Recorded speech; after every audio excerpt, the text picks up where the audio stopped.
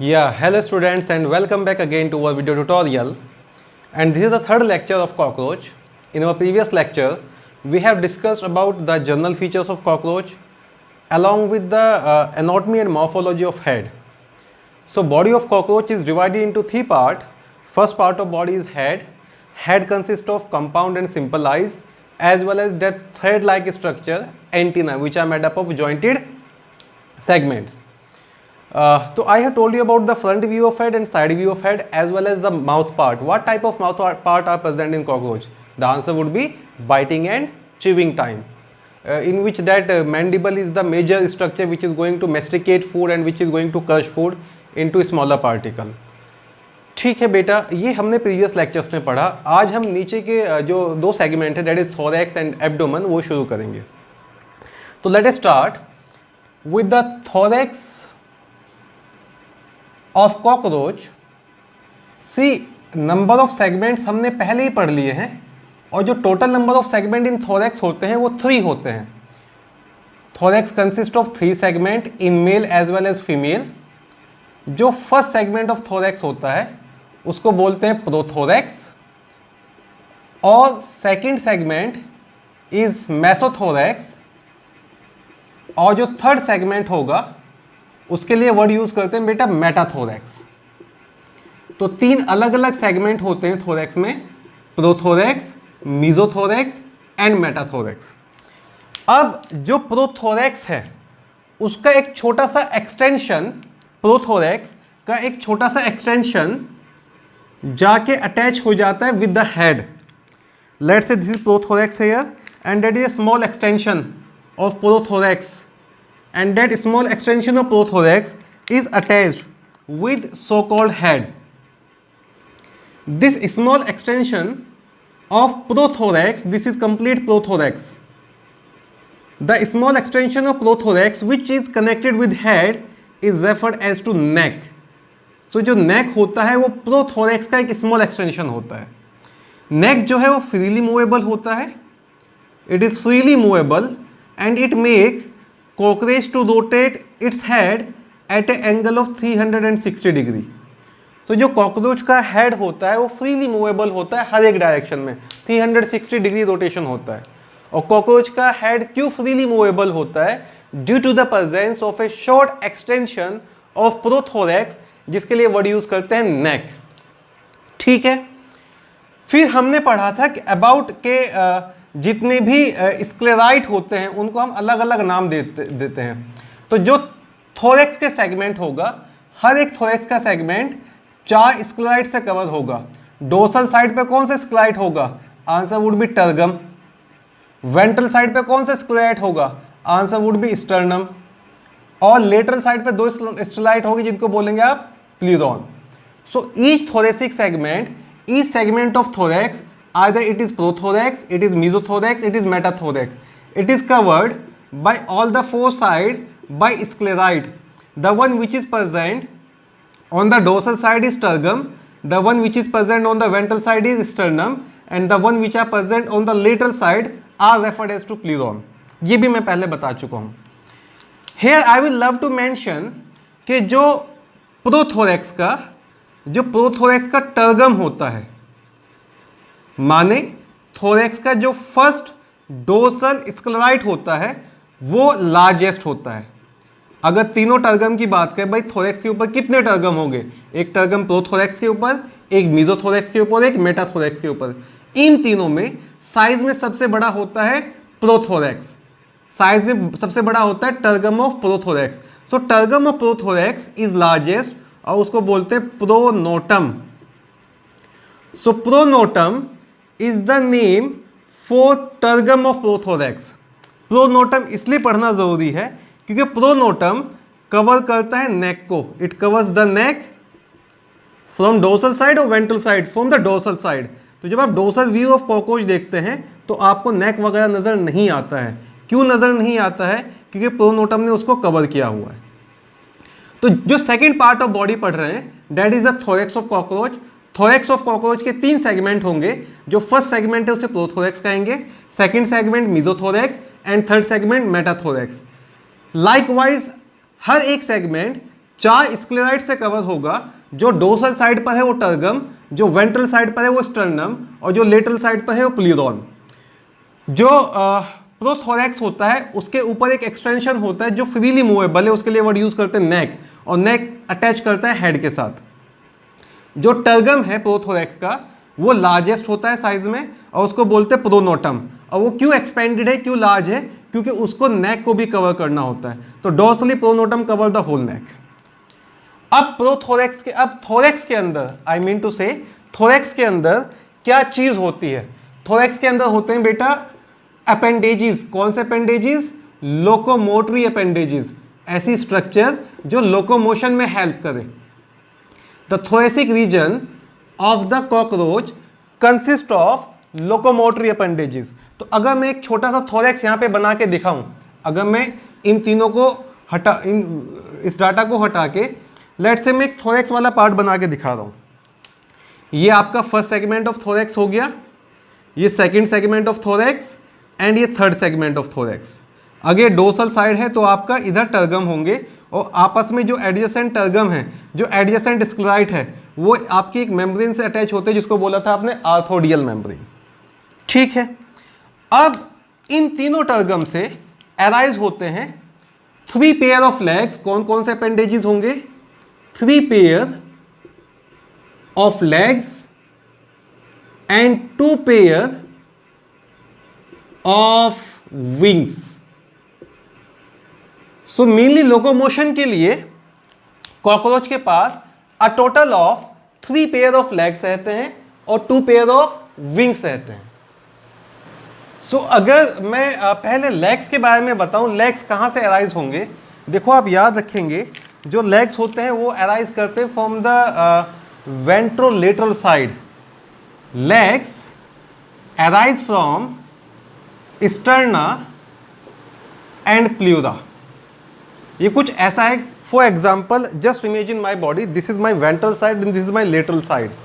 तो ये let's say this is a leg here, तो जो लेग अराइज हो रहा है वो लेटरल साइड और वेंट्रल साइड से हो रहा है। तो इसको याद रखना कि जो लेग्स होते हैं वो वेंट्रोलेटरल होते हैं, लेटरो वेंट्रल होते हैं। तो legs arise from sterna and pleural side.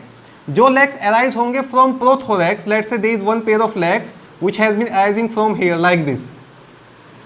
They are known as proleg, mesoleg, and the one which has been arising from there metaleg.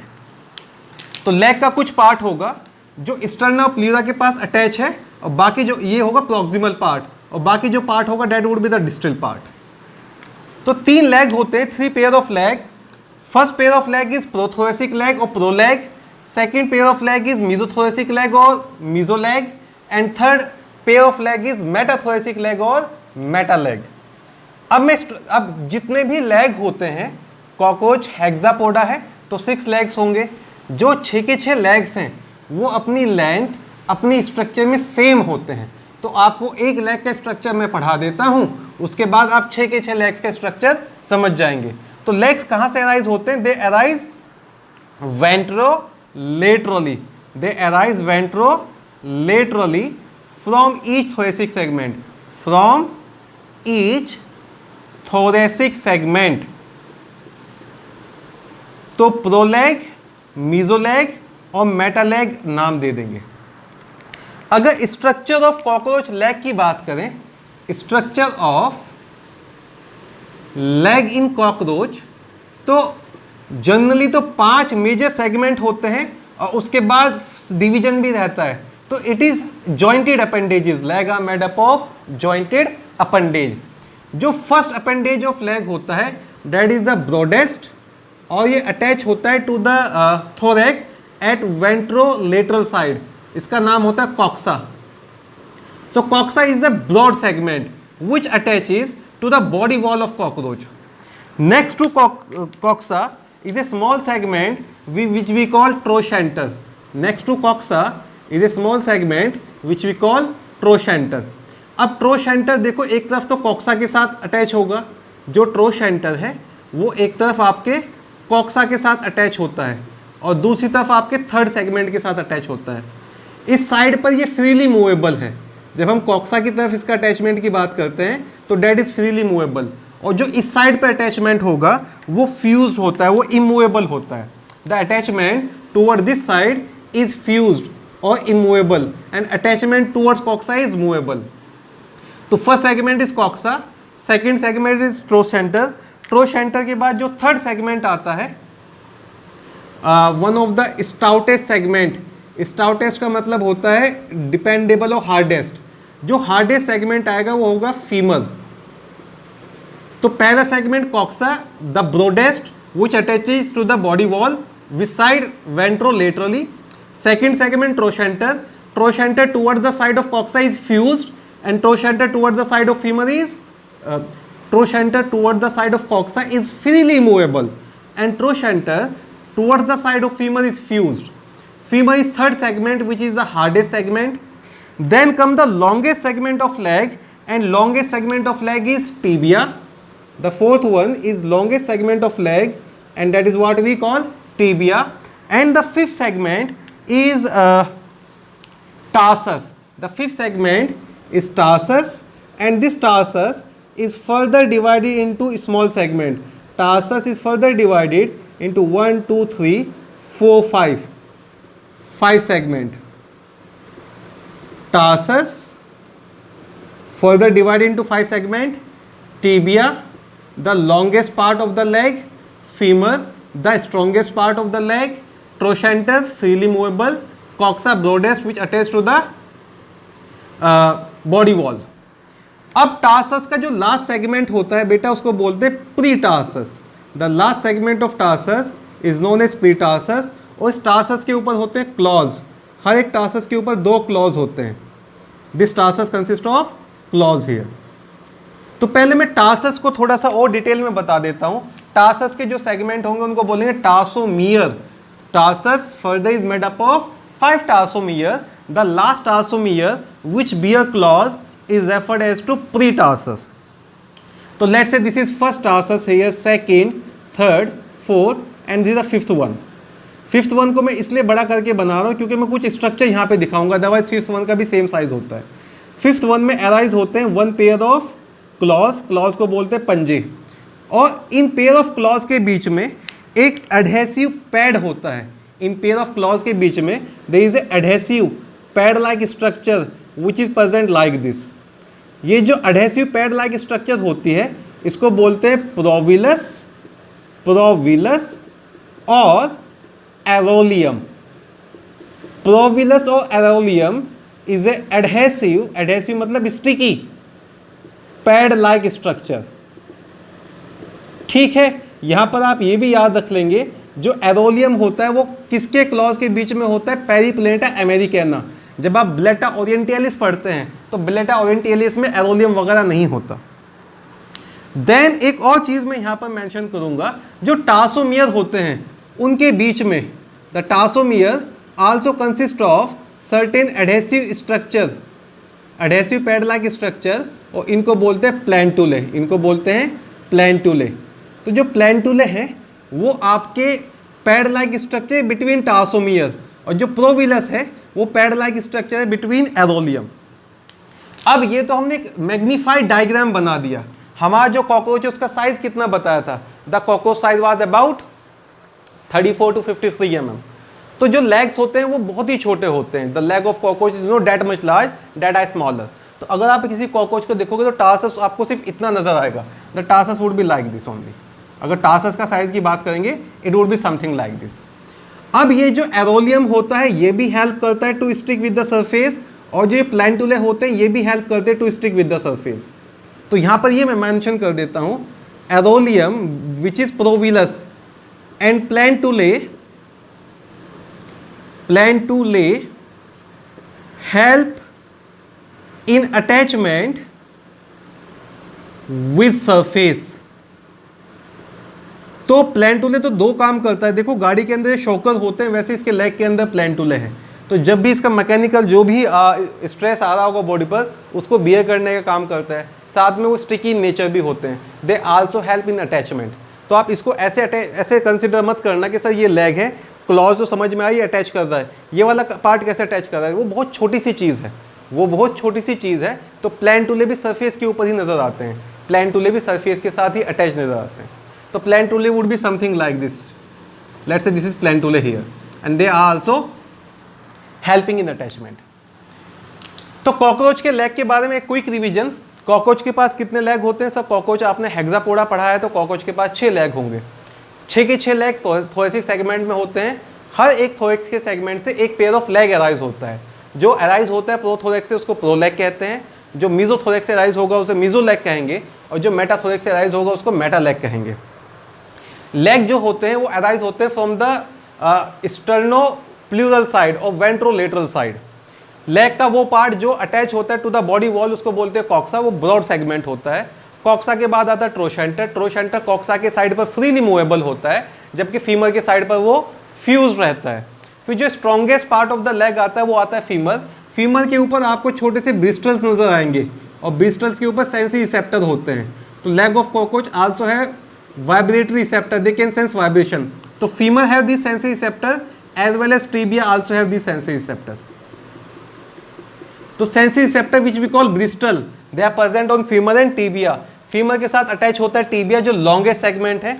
तो अगर लॉन्गेस्ट सेगमेंट का क्वेश्चन आता है you will answer tibia here. Strongest segment का question आता है तो you will answer femur here. और जो लास्ट सेगमेंट ऑफ लेग होता है उसको बोलते हैं टार्सस, जिसके अंदर 5 टार्सोमियर होते हैं। जो लास्ट वाला टार्सोमियर है उसको बोलते हैं प्री टार्सस, जिसके अंदर एक पेयर ऑफ क्लॉज होते हैं। दोनों क्लॉज के बीच में एडहेसिव पैड लाइक स्ट्रक्चर होता है जिसको बोलते हैं प्रोविलस और एरोलियम। ये ब्लेटा ओरिएंटालिस में नहीं होता है। और जितने भी टार्सोमियर हैं उनके बीच में जो पैड होता है उसको बोलते हैं प्लांटुले। तो ये हो गया आपका लेग के बारे में। हमने पढ़ा था cockroach are very swift runners, they can run very fast. How can they run? They can run with the help of these legs. तो बच्चों, I make a very clear concept about the leg? Please say yes और no. Right.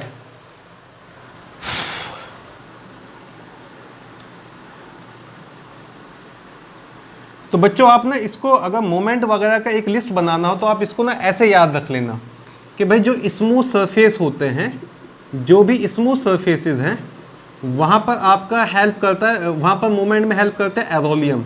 To be very specific अगर बात करें, जितने भी hard surface होते हैं वहाँ पर हेल्प करता है क्लॉज। तो क्लॉज हार्ड सरफेस पे मूव करने में हेल्प करता है और एरोलियम या प्रोविलस स्मूथ सरफेस पर। और जब इसको क्लाइंब वगैरह करना होता है, तो प्लैंटुली और क्लोज दोनों हेल्प करते हैं। जब क्लाइंब करना होगा तो प्लैंटुली और क्लोज हेल्प करेंगे। तो ये जितने भी रिसेप्टर्स है, कैसे रिसेप्टर्स है? They are touch receptors, they are vibrations perceive इतना ज़्यादा नहीं करता है, दे आर टच रिसेप्टर्स। तो वाइब्रेशंस को ना याद रखें आप, इसको टेक्टाइल याद रखें तो ज़्यादा बेहतर है। आप वाइब्रेशंस ना याद रखें, आप टेक्टाइल याद रखें तो ज़्यादा बेहतर है। तो बेटा ये हो गया आपका कॉकरोच के लेग के बारे में। अब मैं बता देता हूँ विंग्स के बारे में। Now let me tell you about the wings. How many wings are present in cockroach? You will answer sir there are 2 pair of wings. फिर आपको ये मैंने बताया हुआ ही है कि जो प्रोथोरेक्स होता है उससे विंग्स अराइज नहीं होते हैं, तो मीजोथोरेक्स और मेटाथोरेक्स से विंग्स अराइज होते हैं। तो थोरेक्स ऑफ कॉकरोच में there are 3 pair of legs and there are 2 pair of wings. There are 2 pair of wings. जो फर्स्ट पेयर ऑफ विंग होते हैं उसको बोलते हैं mesothoracic wing. First pair of wing is mesothoracic wing, और इसी का दूसरा नाम होता है फोर विंग। और जो सेकंड पेयर ऑफ विंग होता है इसको बोलते हैं मेटाथोरेसिक विंग। मेटाथोरेसिक विंग, और इसका नाम होता है बेटा हाइंड विंग। ठीक है। अब आपने सर बता दिया था कि जो लेग्स हैं वो तो लेटरो वेंट्रल राइज हो रहे हैं, विंग्स वगैरह कहाँ से राइज होते हैं? तो answer to that question would be just imagine again my body. तो लेग्स यहाँ से राइज हो रहे हैं, विंग्स अराइज होंगे from the back side, tergum, right. तो wings arise from the tergal part. Wings are attached with the tergum, they attached with tergum. ठीक है। तो अभी आप इमेजिन कर सकते हैं पोजीशन वगैरह कि भाई हर सेगमेंट में वेंट्रल साइड से क्या अटैच हो रहे हैं? लेग्स, और डोर्सल साइड पर क्या अटैच होते हैं? विंग्स। अब पहले बात करते हैं मीजोथोरेसिक विंग की। जो मीजोथोरेसिक विंग है that arises from the tergum of mesothorax, fore wing कहते हैं। मीजोथोरेसिक विंग हार्ड होते हैं, लेदरी होते हैं, ओपेक होते हैं, and they are broader, they are narrower actually, they are narrower at distal end. अच्छा, एक और चीज़ मैं बताऊँ आपको बच्चों, यहाँ पर आपने जब विंग्स बर्ड्स में पढ़े थे तो आपने पढ़ा था wings are modified from four limb. जब हम इंसेक्ट के विंग पढ़ते हैं तो wings are actually membranous outgrowth, wings to be very exact are membranous outgrowth. तो जो काइटिनस स्केलेटन था उसी की आउटग्रोथ से बना है विंग्स, मेम्ब्रेनस आउटग्रोथ। तो अगर आप मीजोथोरेसिक विंग बना दें तो it would be something like this.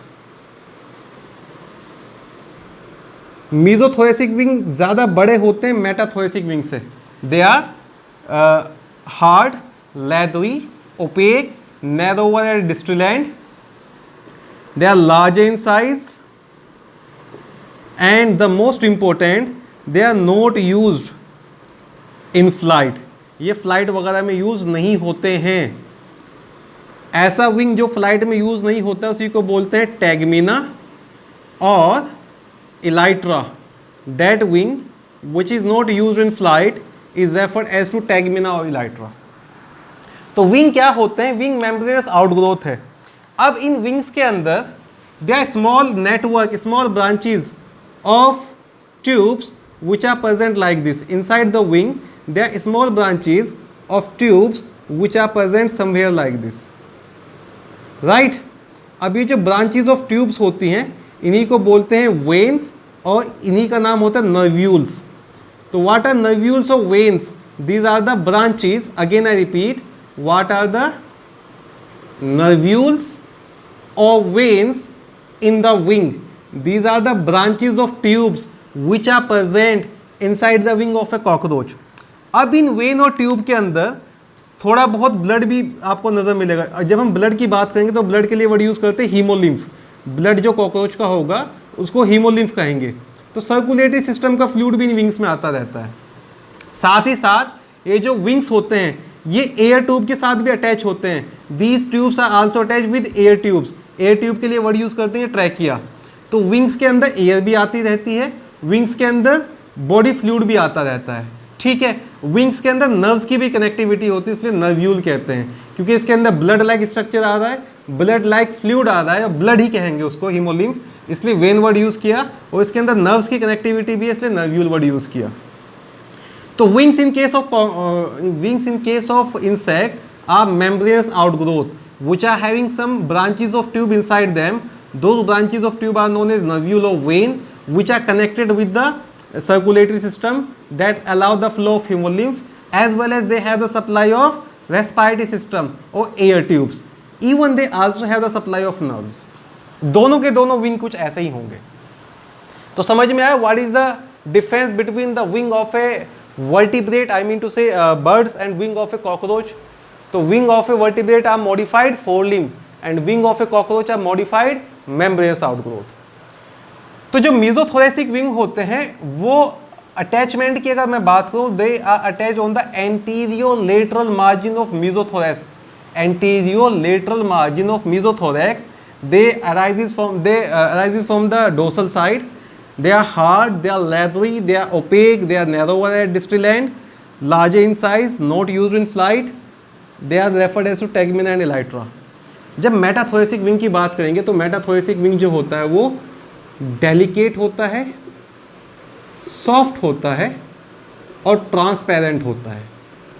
ठीक है, वो अराइज करेगा from the metathoracic part, metathorax of the metathoracic region of the thorax. वो छोटा होता है, they are smaller in size, they are smaller in size. आप प्लीज़ ये याद रखेंगे, they are the one which are used in flight, they are the one which are used in flight. तो जब कॉकरोच रेस्ट वगैरह कर रहा होता है, जब कॉकरोच रेस्ट कर रहा होता है तो मेटाथोरेसिक विंग को कवर करके रखता है ये मीजोथोरेसिक विंग। मेटाथोरेसिक विंग जो हाइंड विंग है, they are covered by mesothoracic wing during rest. तो ये स्टेटमेंट भी लिख देता हूं मैं, metathoracic wing remain covered remain covered, इनके लिए हाइंड विंग वर्ड यूज कर लिया था, बाय मीजोथोरेसिक ड्यूरिंग रेस्ट। तो ये anterior lateral margin of metathoracic segment मिलेगा, वो anterior lateral margin of mesothoracic segment मिलेगा। तो जब रेस्ट वगैरह कर रहा है, ऐसा ना हो कि कोई इंजरी वगैरह हो जाए इस नाजुक से विंग को, तो उसको कवर करने के लिए क्या होता है, टैगमिना और इलाइट्रा, और लेट्स कॉल दैट फोरविंग। तो थोरेक्स से बेटा अराइज होते हैं locomotory appendages, 3 pair of leg होते हैं और 2 पेयर ऑफ विंग होते हैं। जो 2 पेयर ऑफ विंग है वो फोरविंग और हाइंड विंग है। Hind wing help in flight, forewing do not help in flight. और आपने पढ़ लिया कि क्या क्या उनके लोकेशन वगैरह होते हैं। फिर आपको मैंने ये भी बता दिया कैसे अ विंग ऑफ कॉकरोच और wing of insect is different from wing of A bird. ठीक है। फिर थोरेक्स के अंदर लोकोमोटरी अपेंडेजेस के साथ साथ थोरेक्स के अंदर कुछ एपरेचर भी होते हैं, और जो एपरेचर है वो ब्रीदिंग में हेल्प करते हैं, उनको बोलते हैं स्पायरेकल। थोरेसिक स्पायरेकल के बारे में भी थोड़ा बता देता हूँ। Let me little bit tell you about thoracic spiracles. Thoracic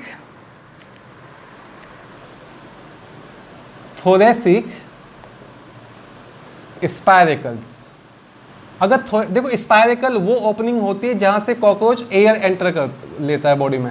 स्पायरेकल्स are the opening meant for the entry of air. Thoracic spiracle होते हैं 2 पेयर, राइट। जो फर्स्ट पेयर होता है, जो between first and second leg होता है, फर्स्ट पेयर कहाँ होता है, ये स्पायरेकल कुछ ऐसे होंगे। You got my point. तो between first and second leg यहाँ पर होगा, दूसरा कुछ यहाँ पर होगा। तो how many spiracle total are present, 2 pair 4। पहला होता है फर्स्ट और सेकेंड लेग के बीच में हेयर, सेकेंड होगा सेकेंड और थर्ड लेग के बीच में। ठीक है। अब 2 पेयर होते हैं, जो फर्स्ट पेयर है that is the largest one, the largest spiracle in the body of cockroach is first pair. Spiracles को मैं आपको डिस्कस करूंगा जब इनका रेस्पिरेटरी सिस्टम बताऊंगा। What are spiracle, they are meant for entry और exchange of air, meant for entry of air ही लिख देता हूं मैं भी। ठीक है, कि बताऊंगा एग्जिट ऑफ एयर ज़्यादातर बॉडी वॉल से होता है, स्पायरेकल वगैरह से ना के बराबर एयर जाती है। तो थोरेक्स पार्ट में पैरों के साथ और विंग्स के साथ साथ स्पायरेकल भी होते हैं। 2 पेयर ऑफ स्पायरेकल हैं। जो फर्स्ट पेयर है वो सबसे बड़ा होता है और पहले और दूसरे पेयर ऑफ लेग के बीच में होता है। जो सेकंड पेयर है वो दूसरे और तीसरे लेग के बीच में होता है। तो स्पायरेकल साइड वाइज पोजीशन में होते हैं। Spiracles are present laterally and they are majorly meant for the entry of air. ये हो गया बेटा थोरेक्स के बारे में। अब एब्डोमेन के सेगमेंट डिस्कस कर लेते हैं। एब्डोमेन के सेगमेंट्स और उनके रिलेटेड स्ट्रक्चर डिस्कस कर लेते हैं। ठीक है बच्चों, अब पढ़ लेते हैं बच्चों एब्डोमेन के बारे में। जो एब्डोमेन होता है कॉकरोच का, वो चाहे मेल का एब्डोमेन हो या चाहे फीमेल का एब्डोमेन हो। एब्डोमेन में total number of segment in adult पढ़ा हुआ आपने 10 सेगमेंट। पर मैं अभी बताऊंगा कि जो काइटिनस प्लेट होती है उनकी कैसे कैसे कवरिंग होती है। तो जब हम एब्डोमेन की बात करते हैं, if we talk about abdomen, abdomen of cockroach both in male and female consist of 10 segment, right. ऐसा याद रख लेना कि बॉडी ऑफ कॉकरोच ऊपर से नीचे की तरफ आते आते थोड़ा नैरो हो जाता है, तो रिलेटिवली थोरेक्स से नैरो होती है एब्डोमेन। थोरेक्स से साइज में थोड़ी नैरोअर होती है एब्डोमेन। तो 10 segments in both male and female. अब हर एक सेगमेंट 4 स्क्लाइड से कवर होगा। Each segment is covered by 4 sclerite, by 4 sclerite। देखो मैं यहां पर ईच सेगमेंट लिख रहा हूं, पर हर एक सेगमेंट में 4 स्क्लेराइट नहीं होंगे। जहां नहीं होंगे वहां मैं मेंशन कर दूंगा, इसलिए मैंने एक एरो लगा दिया है। तो 4 स्क्लेराइट होंगे। फिर बता दो क्या क्या नाम होगा उनका, डोर्सल टर्गम, वेंट्रल स्टर्नम और lateral pleuron. Dorsal tergum, ventral sternum और लेटरल प्लीरोन। ठीक है बेटा, अब बात करते हैं पहले टर्गम के बारे में। बात करते हैं टर्गम के बारे में। How many tergums are there? Answer is 10 tergum is present in both male and female. 10 tergum is present in both male and female. अब मेल के अंदर 10 टर्गम इन बोथ। नाउ अगर मैं टर्गम की फ्यूजन की बात करूं, इन केस ऑफ मेल जो 8th होता है, 8 टर्गम वो ओवरलैप कर लेता है 9 टर्गम को। इन case of mail 8th tergum overlap over 9 tergum. वो इन केस ऑफ फीमेल जो 7th होता है वो ओवरलैप कर लेता है 8 एंड 9 को। ठीक है बेटा, what I am telling you, जब टर्गम की बात करते हैं, डोर्सल स्क्लेराइड की बात करते हैं, तो मेल में 8 थोड़ा ओवरलैप दिखता है 9 के साथ, और फीमेल में 7 ओवरलैप दिखता है 8 और 9 के साथ। इतना समझ में आया। जो लास्ट सेगमेंट होता है वो नॉच्ड होता है, that is something like this. जो लास्ट सेगमेंट है that is notched, segment number 10। तो लास्ट टर्गम भी थोड़ा सा नॉच्ड होगा, लास्ट टर्गम भी थोड़ा सा नॉच्ड होगा। और ये नॉच इसलिए होता है, एक एडेप्टेशन होता है टू बी वेरी एग्जैक्ट। यहाँ से आपके ना सेंसिटिव स्ट्रक्चर राइज होते हैं, तो इस सेगमेंट को नॉच ही बनाया नेचर ने। तो पहले अगर हम टर्गम की बात करें, भाई एब्डोमेन के हर एक सेगमेंट में 10, हर एक एब्डोमेन में 10 सेगमेंट, हर एक सेगमेंट के ऊपर जनरली 4 स्क्लेराइड। जो टर्गम होते हैं वो टोटल कितने होते हैं? 10 होते हैं। मेल के अंदर जो 8 टर्गम होता है वो 9th को ओवरलेप करता है, और फीमेल के अंदर 7 टर्गम 8 और 9 को ओवरलेप करता है। ठीक है बच्चों, इतना। अब जब बात करते हैं स्टर्नम की, now this thing is really important. Tergum वगैरह के बारे में सवाल नहीं पूछा जाता है।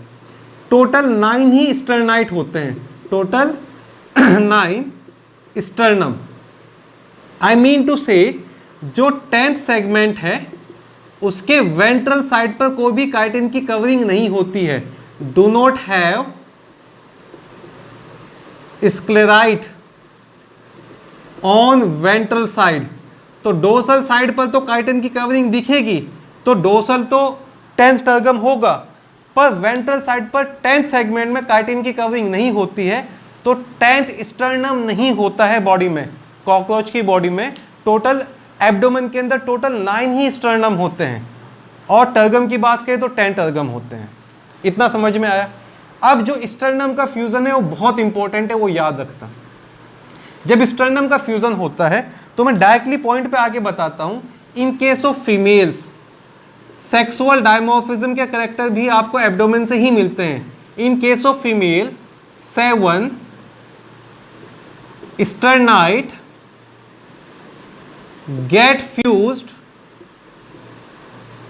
with 8 and 9। तो जब आप फीमेल का स्टर्नम देखेंगे तो आपको टोटल 7 ही स्टर्नाइट नजर आएंगे, क्योंकि जो 7th वाला स्टर्नाइट है वो कंप्लीटली फ्यूज हो जाते हैं 8 और 9 से, और इनके फ्यूजन से बनता है एक boat shape structure which form a boat shape structure. So एक बोर्ड शेप स्ट्रक्चर किसकी एब्डोमेन पे मिलता है? फीमेल की एब्डोमेन पर। किस साइड? डोर्सल या वेंट्रल? Ventral side. अब ये जो बोर्ड शेप एब्डोमेन होता है ये बनाता है आपका, इसको बोलते हैं genital pouch. This board shape structure is referred as to genital pouch. और जेनाइटल पाउच में 2 पार्ट होते हैं, एक होता है genital chamber, one part is genital chamber जो सामने की तरफ होता है, up front, which is present in front, और जो पीछे की तरफ होता है उसको बोलते हैं वेस्टिब्यूलम। वेस्टिब्यूलम ऑन बैक साइड, और वेस्टिब्यूलम का दूसरा नाम होता है ऊथिकल चैम्बर। ये जितने भी नाम मैं बता रहा हूँ अभी बेटा, ये आप रिप्रोडक्शन ऑफ कॉकरोच में पढ़ेंगे। जब रिप्रोडक्टिव स्ट्रक्चर पढ़ाऊंगा तो बताऊंगा ऊथिका क्या होता है, जेनिटल चैम्बर क्या होता है। अभी फॉर द मीन टाइम ये याद रख लो कि फीमेल के केस में जो 7th स्टर्नम होता है वो ओवरलैप कर जाता है 8 और 9 को, और इस ओवरलैपिंग की वजह से एक बोर्ड शेप स्ट्रक्चर बनता है फ्रंट साइड ऑफ एब्डोमेन, जिसको बोलते हैं जेनिटल पाउच। इन फ्रंट और सामने की साइड होता है जेनिटल चैम्बर, और पीछे की साइड होता है वेस्टिब्यूलम। जेनिटल चैम्बर के अंदर होता है जेनिटल पोर। ये भी आप पढ़ोगे रिप्रोडक्शन ऑफ कॉकरोच, जब reproductive structure of female cockroach बताऊंगा तो ये मेंशन करूंगा। देन आपके पास होता है स्पर्मेथिकल पोर, स्पर्मेथिकल पोर, और साथ ही साथ यहाँ पर होंगे आपके कोलेटरल ग्लैंड। मैं फिर कह रहा हूँ ध्यान से सुनना, कोई डाउट पूछेगा तो खूब डांट पड़ेगी उसे यहाँ पे। ये सब स्ट्रक्चर आप पढ़ोगे जाके फीमेल रिप्रोडक्टिव इस सिस्टम में, तो तब ये आके स्ट्रक्चर डिस्कस करेंगे। कुछ बच्चे पता नहीं कौन सी हवा में लेक्चर देखते हैं, कई बार कह देता हूँ ये वहाँ पर पढ़ेंगे पर वही डाउट पूछना है भाई। एनीवेज, तो अगर हम बात करें अबाउट द एब्डोमेन, तो बेटा जो फीमेल का टोटल नंबर ऑफ टर्गम 10 होते हैं, थोड़ी ओवरलैपिंग होती है, मेल में 8-9 को ओवरलैप कर लेता है, फीमेल में 7, 8 और 9 को ओवरलैप करता है, पर ज़्यादा फ्यूज़न नहीं है वहाँ पर।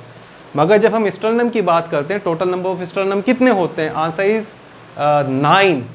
फीमेल के अंदर तो 7 ही विजिबल होते हैं। और क्यों 7 विजिबल होते हैं? क्योंकि 7 जो 7th स्टर्नम है वो ओवरलैप हो जाता है, वो फ्यूज़ हो जाता है विद 8 एंड 9, और वो बनाता है जेनाइटल पाउच, जिसमें सामने की तरफ होता है जेनाइटल चैम्बर और पीछे की तरफ होता है ओथिकल चैम्बर। ओथिकल चैम्बर और वेस्टिब्यूलम। जेनाइटल चैम्बर में होता है आपका लेट्स से जेनाइटल पोर, स्पर्मेटिकल पोर और कोलेटल ग्लैंड। तो ये चीज़ बड़ी इंपॉर्टेंट है, सेक्सुअल डायमॉर्फिज्म में यहाँ पे क्वेश्चन पूछे जाते हैं। ठीक है बेटा, जो मेल का जेनाइटल चैम्बर की अगर मैं बात करूँ, वो हिंड पार्ट ऑफ एब्डोमेन में होता है। इन फीमेल तो ये बता दिया। इन case of males, in case of mail,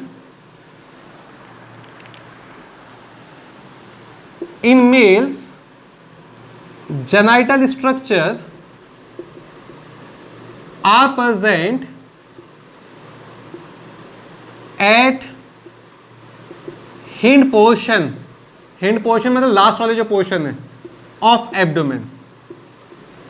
और इनके जेनिटल स्ट्रक्चर में क्या क्या होता है? डोर्सल साइड पर एनस होगा, वेंट्रल साइड पर मेल जेनिटल पोर होगा, मेल जेनाइटल पोर, और इनके पास देखो मेल और फीमेल दोनों में मिलते हैं वो काइटिन के कुछ स्ट्रक्चर होते हैं जो कॉपुलेशन में हेल्प करते हैं, उनको बोलते हैं गोनेपोफाइसिस और फेलोमियर। गोनेपोफाइसिस और फेलोमियर। जितने भी रिप्रोडक्टिव स्ट्रक्चर मैं यहाँ बता रहा हूँ उन सबको डायग्राम वाइज समझाऊंगा रिप्रोडक्टिव सिस्टम में जाके। तो बस ऐसे याद रख लो। segment, number of segment in abdomen 10, number of turgor 10, number of sterna 9. In case of male, all 9 are visible. In case of female, only 7 are visible. Reason being, 7 fuse with 8 and 9, make a boat shaped structure, genital pouch. ठीक है बच्चों, इतना ये तो हो गया segment के बारे में। अब मैं अपेंडेजेस बता देता हूँ कि एनल सर्काई क्या होता है और एनल स्टाइल क्या होता है। ठीक है, let me tell you about appendages here कि भाई जो जैसे थोरेक्स में अपेंडेज निकले थे लोकोमोटरी स्ट्रक्चर, ऐसे ही एब्डोमेन में अपेंडेज क्या होंगे? लास्ट सेगमेंट और सेकंड लास्ट सेगमेंट से अराइज होते हैं जेनाइटल सेकंड लास्ट सेगमेंट से अराइज होते हैं अवर anal cerci and anal style. सो पढ़ते हैं appendages in case of abdomen of cockroach. So appendages, come on, from abdomen, या abdominal appendages लिख देते हैं, abdominal appendages और appendages from abdomen।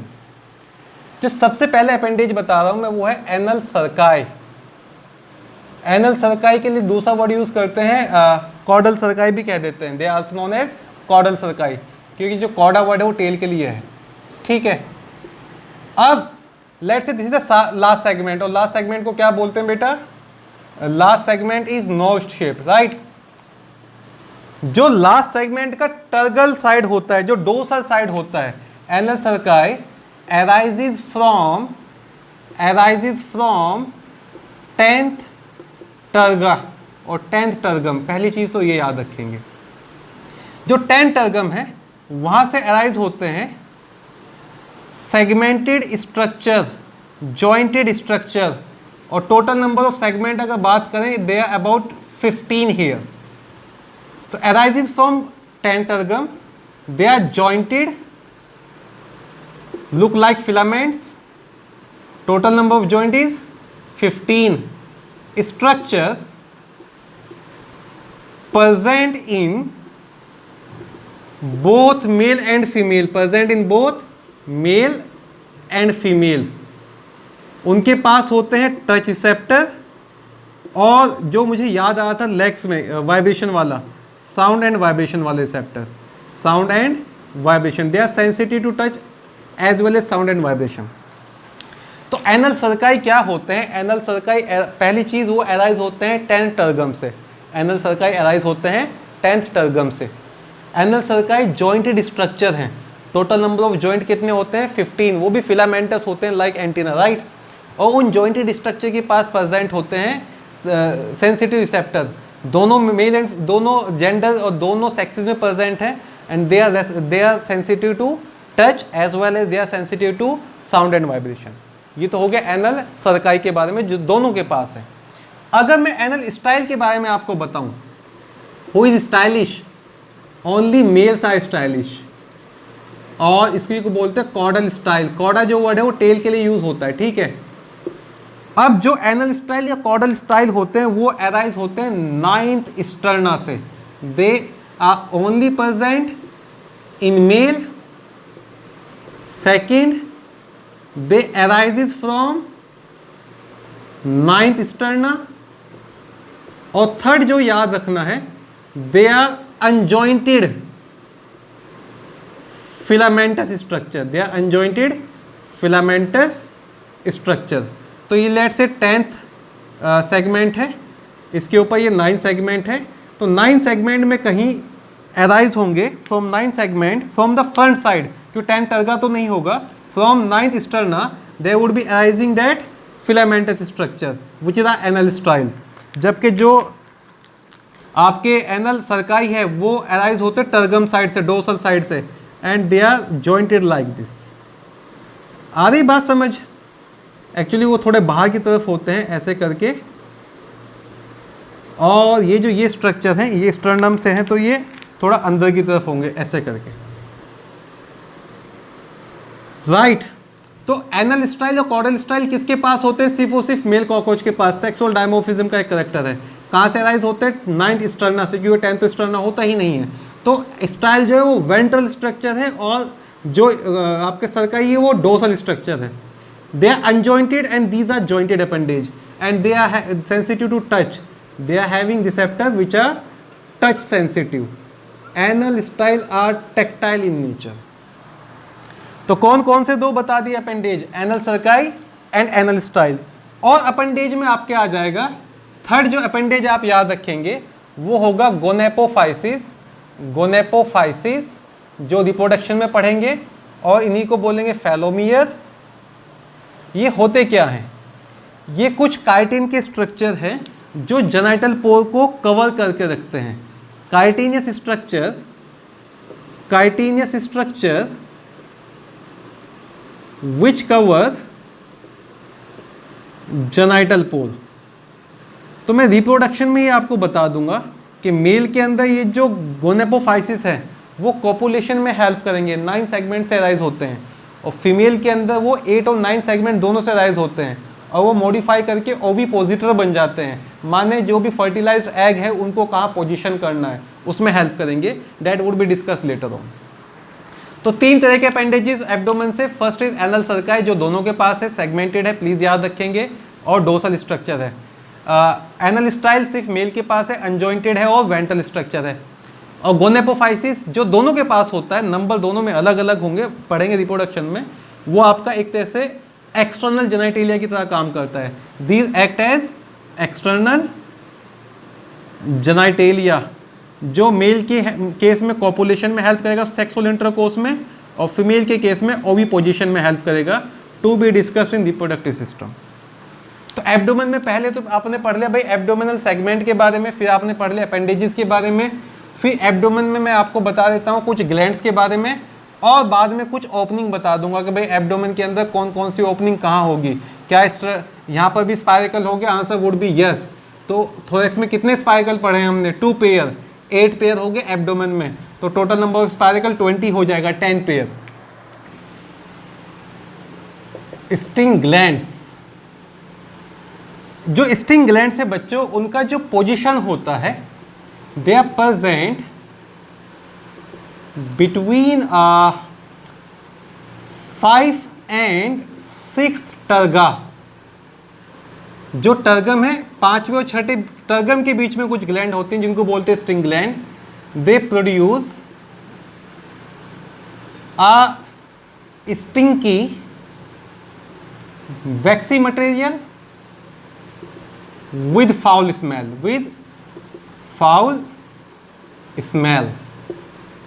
ठीक है बच्चों, अब लास्ट पार्ट बचता है एब्डोमेन में कौन कौन से एपरेचर होते हैं। तो एब्डोमेन के अंदर अगर मैं एब्डोमिनल एपरेचर्स की बात करूं, एब्डोमिनल एपरेचर्स, तो कौन कौन से एपरेचर याद रखने हैं एब्डोमेन में। सबसे पहले तो आपको याद रखना है anus, no fun in telling anus is dorsal in position, right. फिर याद रखना है जेनाइटल पोर। जो जेनाइटल पोर हैं इन केस ऑफ मेल वो प्रेजेंट होता है below the anus,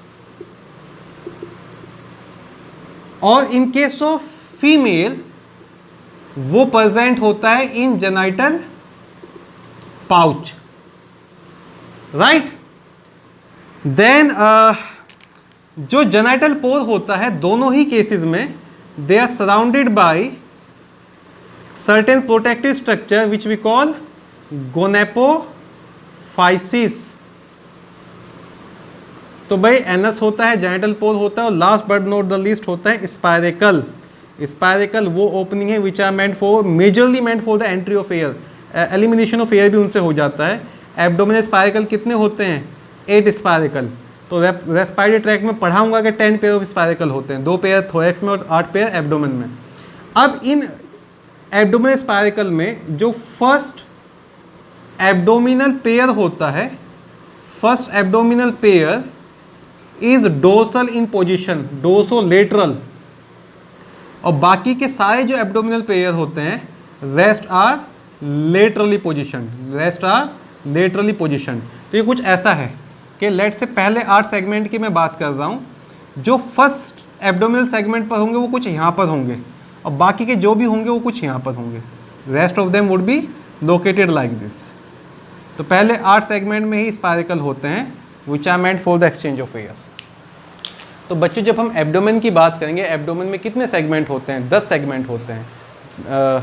10 टर्गा, 9 sterna, sterna board shape वो याद रख लेना, एनल सर्काई, एनल स्टाइल, 2 चीज़ याद रखनी है। गोनेपोफाइसिस के बारे में थोड़ा बहुत कंसेप्ट अभी ले लो, रिप्रोडक्शन में वो पढ़ देंगे। एनस होता है, जेनिटल पोर होते हैं, और उसके पास गोनेपोफाइसिस होते हैं। तो एब्डोमेन के बिहाफ पर ना आप सेक्सुअल डायमॉर्फिज्म कर सकते हैं। एब्डोमेन किसका ज़्यादा लॉन्ग होता है? मेल कॉकरोच का, पर वो नैरो होता है। फीमेल का ब्रॉडर होता है। तो female are having a broader abdomen, पहली चीज़। Male are having what? Male are having those anal style in abdomen. और तीसरा कैरेक्टरिस्टिक डायमॉर्फिज्म हो जाएगा फीमेल के केस में, जो सेंट उसका फ्रंट पार्ट होता है, जो स्टर्नम वाला पार्ट होता है, वो बोर्ड शेप हो जाता है। ठीक है बच्चों, एंटीना वगैरह बता ही दिया था मैंने, फीमेल के antenna are longer in length than the males antenna. तो ये हो गया आपका general body division of cockroach. Head पिछले लेक्चर में बताया था, आज बता दिया मैंने thorax, wings, legs, abdomen and abdominal segment. अब मैं आपको कल के लेक्चर में बताऊंगा बॉडी वॉल के बारे में, बॉडी कैविटी के बारे में, और देन 1 by 1 इसके सिस्टम शुरू करेंगे। So this is all for today. I hope you have enjoyed the lecture, and please don't forget to make a comment, to leave your comments there. Please take care of yourself, work hard, study properly, go with NCERT paragraph. Class is dismissed. Thank you.